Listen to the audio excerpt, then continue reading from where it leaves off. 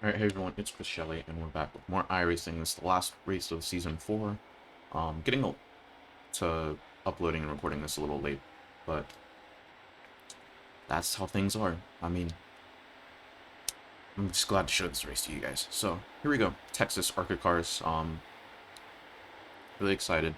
I don't really like this track, to be honest, but it is very unique nowadays. They succeeded in doing that when they reconfigured it, but I don't really like it that much. So I'd roll into turn one. You don't want to get up right against the wall. You actually probably want to turn in and start turning in a lot earlier than I did. And just drag that brake a little bit. Now on 3 and 4, you can nearly go flat out. I find that it helps to lift a little bit right over that as you're about to press into the track.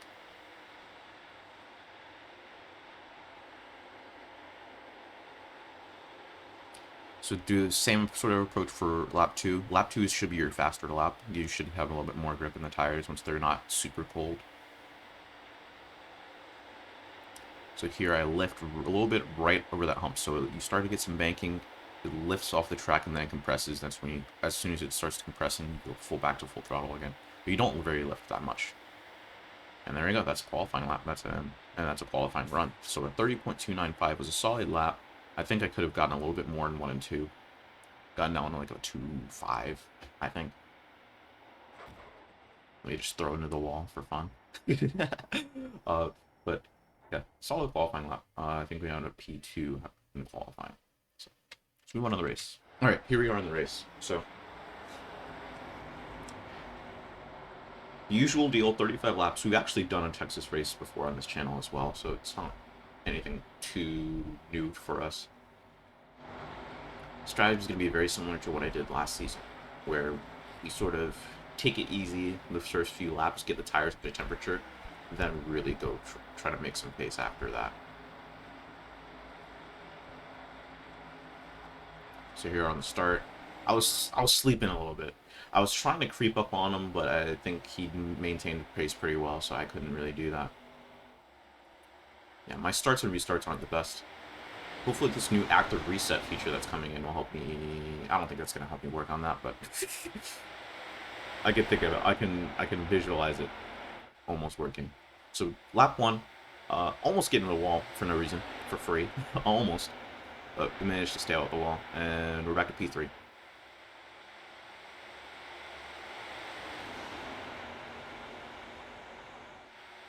So lap 1 of the books. Now, again, I'm just trying to stay a little chill, not go too hard. Take the tires easy, especially early on. This car is really tight with this setup, this car track combo this season. So you really have a lot of understeer. You really have to be really careful with the right front. So it's a little difficult, but it should be fun.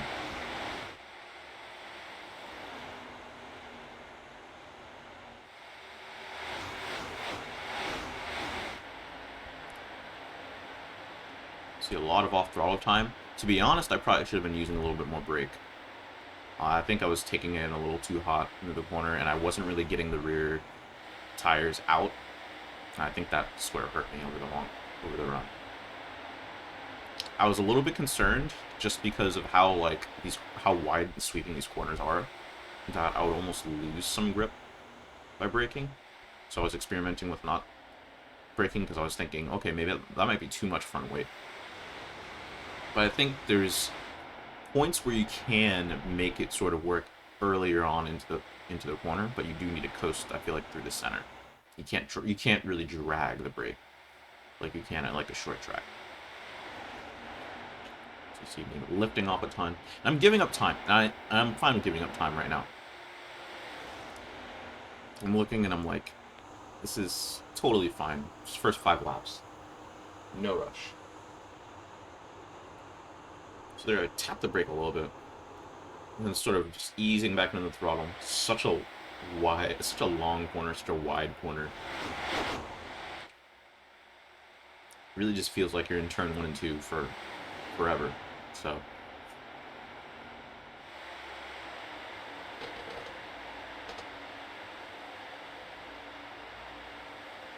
Alright, clicked off lap 5.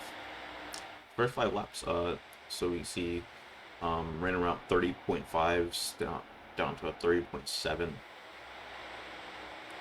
Leader is running like a 30.64 on lap 5. So we're just slowing our pace down a little bit intentionally. Now also remember, you want the brake bias as low as possible for a mile and a half. I think I'm gonna be honest with y'all. I think I forgot to lower the brake bias down 57% using the in-car adjustment. I think I only still had it at 60 at this point, which I think would have been helpful if I had it down to 57 to get more rotation. But now I'm like, okay, let's go for it. Lap 6, I start trying to maintain a nice steady pace, about 95 to 99%. Not going over the limit, not pushing at the exact limit, but we're not giving up time, essentially. You see I get a little boost right there. Gain a 10th on the leaders. And let me show you my line here.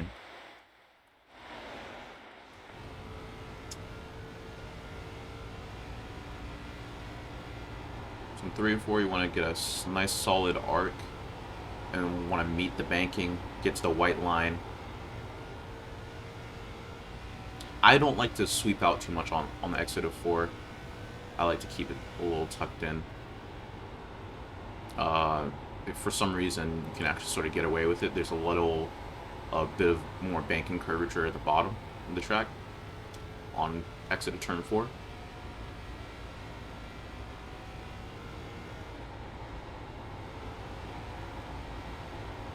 So I kind of just like to wrap that white line sort of as long as I possibly can, because you get a little extra compression down the bottom with the banking, and then you're out.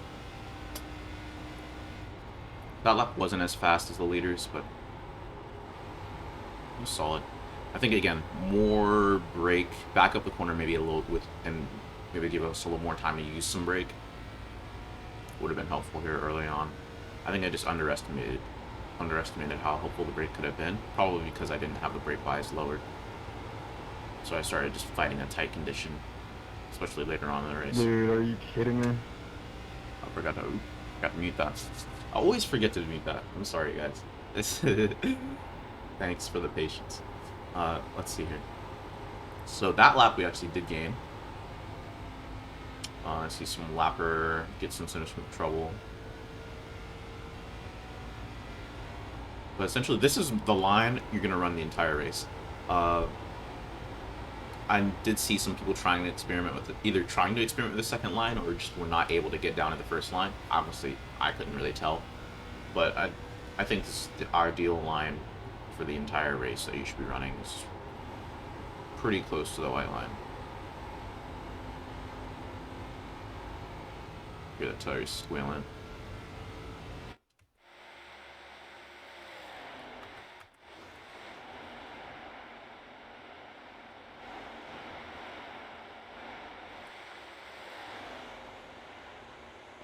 Alright, with that being said, you know there's always those few things with ARCA.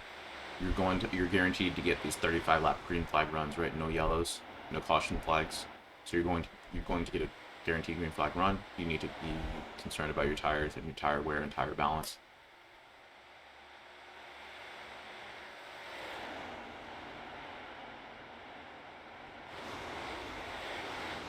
Definitely get the rears to work as much as you can. Get the fronts to work as little as you can with an understeer car. It means not throwing too much wheel into it. Trail braking when you can. You know, that type of thing.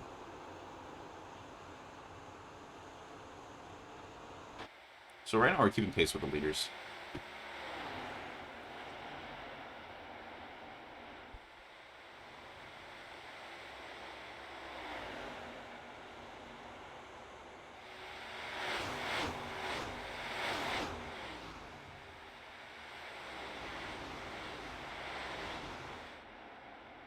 Let's take a look at what the leader's doing. So this guy was the fastest guy, essentially, for most of the race. So let's take a look at what he was doing here.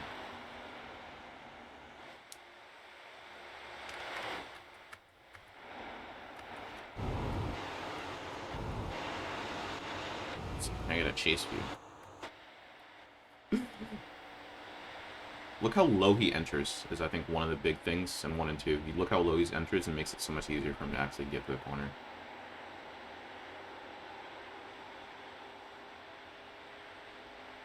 Is this picking up his actual inputs now?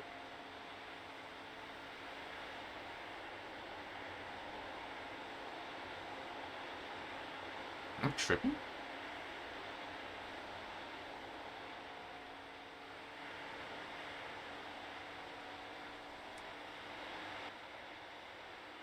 No, it's mine.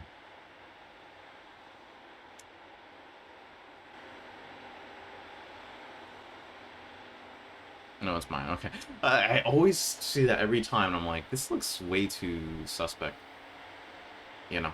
So, but what he's doing is he was entering very low, you see. It looks like he missed the corner here. But he was entering very low in 1 and 2. Let's look at it again. And this is one of those unique things you see about Texas, especially when you watch the real races, is that they never really arc up to the wall. They really enter very low. Helps them really get down into their corner. You help in the banking contour as well. You kind of just need to tuck in down into the corner instead of like trying to fight against the track. It's just a very unique sort of turning profile on turn 1. The contour, just in the topology of the track, even. Probably the best way to describe it. It just helps you get to that banking sooner. It's similar to turn 4, right? On exit, sort of, you get extra banking. There's extra banking sort of down the bottom compared to the top. I think it's similar in turn 1.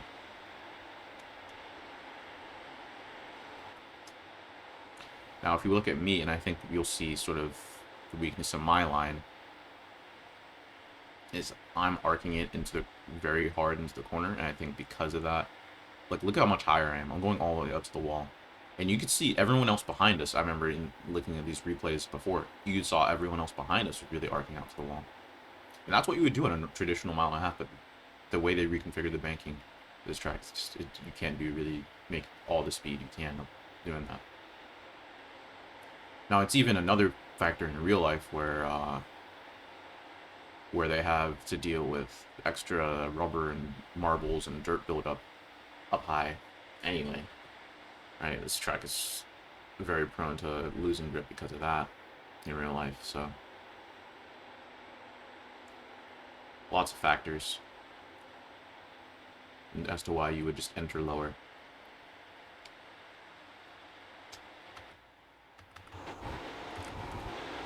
Let's through these camera views here. And we're catching this car ahead of us. So we're catching Mr. Phillips in the 1 car. So let's see what we can do. I noticed I think he was most likely he's getting tight. You know, sometimes you just start losing the balance in the car. And I see that, I'm like, okay, time to strike.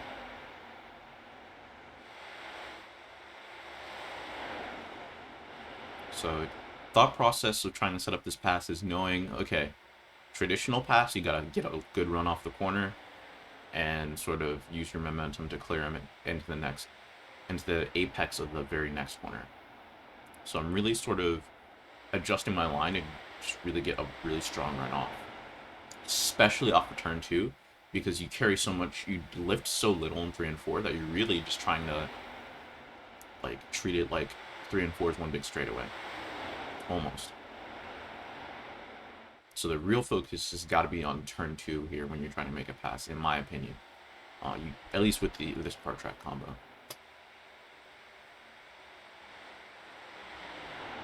So you see me trail braking. I was experimenting a little bit with trail braking before, and then even getting back on the brake after the car lands, because it's such a long corner. And I think the speeds are lowered enough to the point where it actually might work, just because it's not, hopefully at that point, it's not throwing too much load in. So the 1 car here, he misses the line a little bit in 3 and 4. I'm like, okay, this is my time to strike. And I don't think he fought me too hard. He didn't get too close. And into 1, I just clear him. And and I make it stick. It gets a little bit iffy. Turn 2 is always so sketchy because it gets so flat so quickly. Even before the reconfiguration, it was like that, but we do make it stick there. And P2, back up to P2. We qualified second. We're back up to second. You know, and again, you saw at the very start of the race, I didn't race him that hard, so it kind of shows like, okay, yeah, every time you don't want to fight too hard too early. So usually, at least not a lot in these races where you're guaranteed a long run. And some of that is also just it's other factors as well, but just be race smart, you know. And like I always say, like if you're good enough, you'll come back to them. If you're not good enough, then they're always gonna pass you anyway, and you don't want to be putting yourself at risk. And you all both finish last. It's not worth it. But yeah, when you have a long race like 35 lap run guaranteed, don't fight too hard too early, and especially those first 2 laps. Just don't do it. You don't want to ruin your tire balance so early on.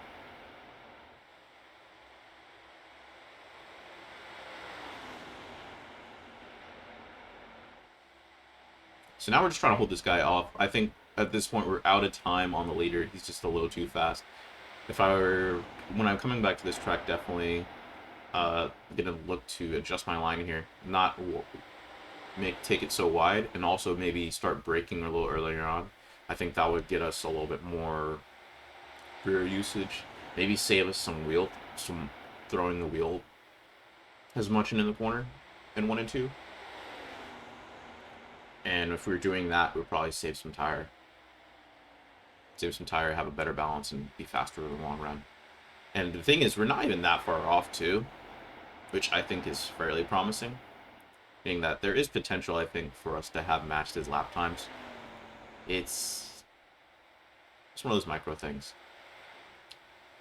And it's always fun to race and then see other people do things differently, right? You know, doing practice by yourself is great, right? You can do all the testing by yourself you want. Sometimes it's just not gonna be. Sometimes it's not gonna help you as much as if you can just see what other people are doing, how people are doing it differently. Even if you do 400 laps, you're doing 400 laps on the wrong line, and you'll never know it's the wrong line until you get into a race sometimes.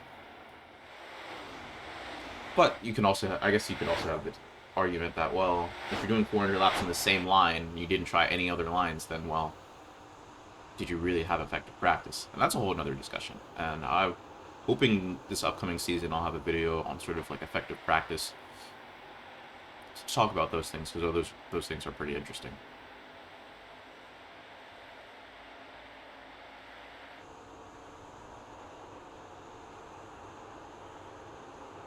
So here's what my line is, sort of end of the race, lifting a lot in 3 and 4. You're not all the way out of the throttle, but you can't hold it wide open anymore. And I'm matching his lap times, by the way, as well. Match his lap times there. Just get a little bit of brake, back up the corner. Here we get really high. I think we tap the wall a little bit, just a smidge. If I were to nitpick my line otherwise as well, you see I'm having trouble sort of sticking on that white line. I think also I'm not using really the whole track on corner exit most efficiently, and I'm using most whole. So, like, if we look at turn 2 here, right? I think did I tank slap the wall this lap? Almost. You gotta really use that line efficiently. Now there, I think I used the track. I don't think I used it the best way possible, but I did use it. So, there's that. And then also keeping in mind that you gotta really into turn 3, you want to arc it as far as possible. You don't want to do that in 1 and 2 for reasons we've discussed, but entering turn 3, really want to get as high as possible, get right up to the wall on the straightaway. Here's me tank slapping the wall. There you go. We're slammed to the wall a little bit there. Let's give me damage, and this last lap and a half, I had really no speed, but it's fine. We take second place, I think. I would love to get a win, but we just did not have the speed today, and that's fine. No, we're focused on improvement. You can't win every race. You just gotta have to have the mentality that you're always gonna come out of every race a better driver than when you entered. Come out of every race week a better driver than when you entered the week. You know, and pretty soon you'll be a pretty strong driver. I don't say you'd be the best. Only one person can be the guest, I guess. That's a whole other discussion. But second place, and that's a solid way to wrap up the season. I don't remember where I finished in the standings for the point standings, but had a lot of great races, a lot of very high finishing positions. I'd never really did too many big splits. I believe I only did like the biggest split I probably did this season was probably that Bristol race against Justin Yee, and I got a little lucky there because also this fastest guys hit the wall in qualifying. So you got one pretty big split win, but otherwise smaller splits. Hoping to do some more stuff with the Xfinity car and the Cup car next season. I'll probably still be doing some ARCA races as well, and that'll do it. So thank you guys for watching. Thank you for keeping track of my racing for this whole season. It's been really a lot of fun talking about these races with you guys, and hope you continue to watch in the new season. Got some videos coming up pretty soon once the new season starts. All right. See you guys later. Please like and subscribe for more.